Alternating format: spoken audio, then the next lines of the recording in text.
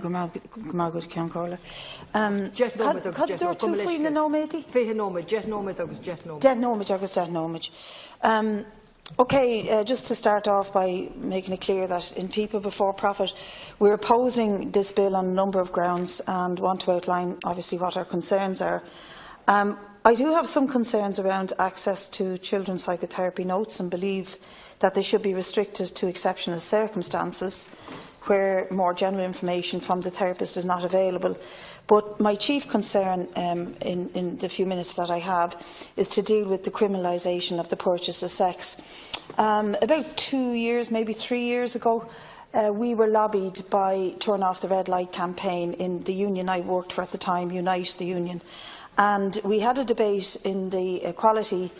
Department and in the Women's section about this. I think I was the only person in the union at the time to advocate that Turn Off the Red Light campaign actually had it wrong. And I lost the vote when it came to the position that the union were taking. Now, I understand that, like the Union of Students in Ireland and the Migrant Rights Centre, that Unite are reconsidering their position on this. And I think that's a very healthy thing, that organisations who advocate for women, who represent women and others, should look at where the criminalisation of the purchases of sex may lead us. First of all, I want to object to the conflation in the bill of a number of different and very complex issues. The issue of consensual adult sex work shouldn't be conflated with the issue of women and indeed children who are trafficked and coerced into sex work, nor with the issue of child abuse or pornography. They're very different issues, and this bill attempts to give a one-size-fits-all, which is not an appropriate response. I'm struck by the fact that the conflation allows for many here to express outrage and moral revulsion, and we just heard the last speaker making a very eloquent case for looking after prostitutes and trying to get them out of the business of providing sex work, and I don't at all disagree with that. But the reality is, at the end of the day, what this bill sets out to do will actually end up doing the opposite. Much of the justification is references to the Nordic and the Swedish model, which was used by the Turn Off Red Light campaign, Rohana, etc., to say that this is a good model and that research shows that it deals with the issue. But it doesn't look at the complexity or the social and economic realities that lie at the heart of the criminalisation of the purchase of sex. So it appears that the Act would effectively decriminalise prostitution, although I'm a bit confused because in section 25 it talks about reinforcing the offences that for loitering, for example, or for working indoors or for running a brothel, and reinforcing those offences and making them very, very harsh indeed. However, what the Act does do is it says that those who purchase sex are now liable to criminal charges and therefore can be arrested and brought before the courts.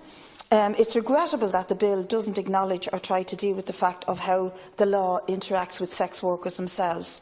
So, although it doesn't discriminate against sex workers, what it does is actually makes their lives more dangerous and more precarious. And I say that based on research done by Amnesty, done by people who look after female prostitutes in the Nordic countries themselves, who have lived with this model. By targeting the purchase of sex, we're actually driving the activity at large, or the industry at large, underground. And there have been cases where clients of sex workers were brought to court and the clients were actually used to give evidence against them, or were required to give evidence against them. There's also been cases where the clients would have their personal possessions searched, and if they carry condoms, for example, that could be used as Exhibit A in the case against the purchaser of the sex. And what we're finding, and the HIV Ireland wrote to us recently about this, AIDS Action Alliance have done research on it, that if women in particular, it could be children as well, are driven into a position of hiding the fact that they may be selling sex because the purchasers are liable to end up in court, then they end up not protecting themselves, and that there's evidence that HIV is on the increase among sex workers in Sweden and in Norway. So criminalising the purchase of sex creates a buyer's market, but it determines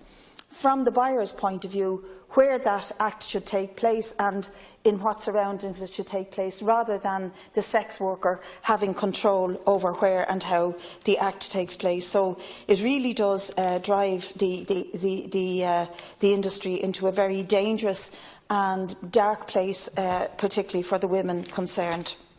I just want to refer to the Amnesty report which I mentioned. Sex workers who befall this kind of criminalisation are subject to surveillance, because if the police want to catch the purchaser, they're surveying the sex worker, and they are trying to create a situation where the sex workers and the treatment that they get at the hand of the police are often very dangerous. And indeed, in this country, many sex workers have complained openly, and it's been in the media over the last few years, that they can be actually persecuted, sometimes harassed, and often put into very troubled areas by the Gardaí themselves who are pursuing them. So there's no real attempt to separate sex work, the dangers of it, and the reasons why they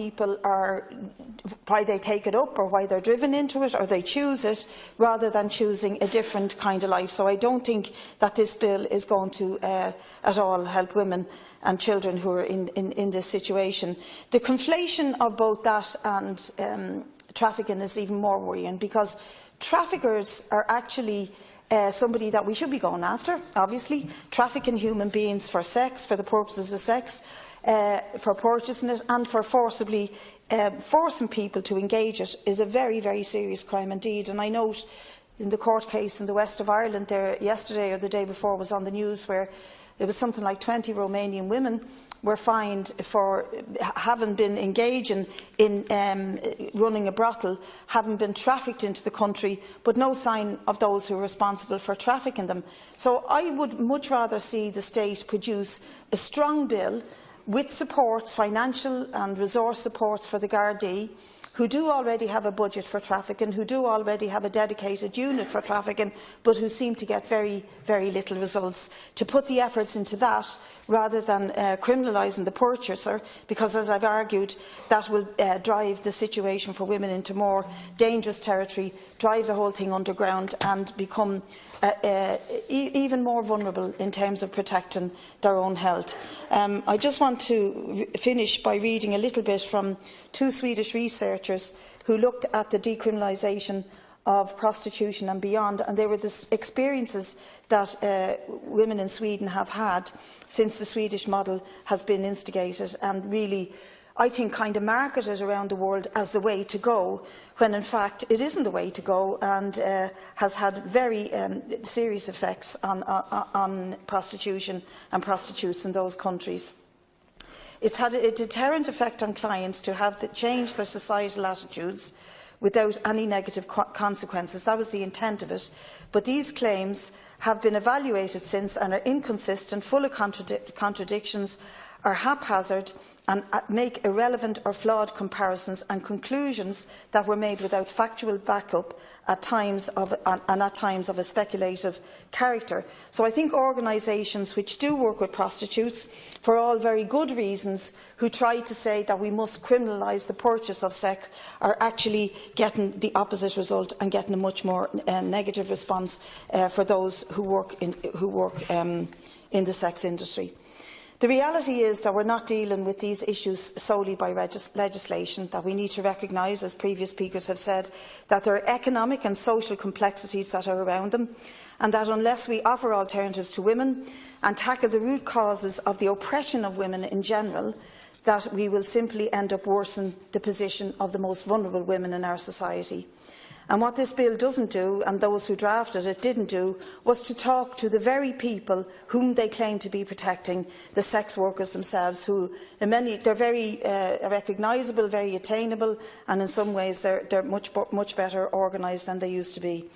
I believe that before we vote on this in any way, we have a moral responsibility to talk to those groups who represent sex workers, to read the reports from Amnesty, from HIV Ireland, and to really represent the issues for sex workers, rather than thinking that we're doing the morally correct thing by going after the purchasers of sex and end up by making women even more vulnerable.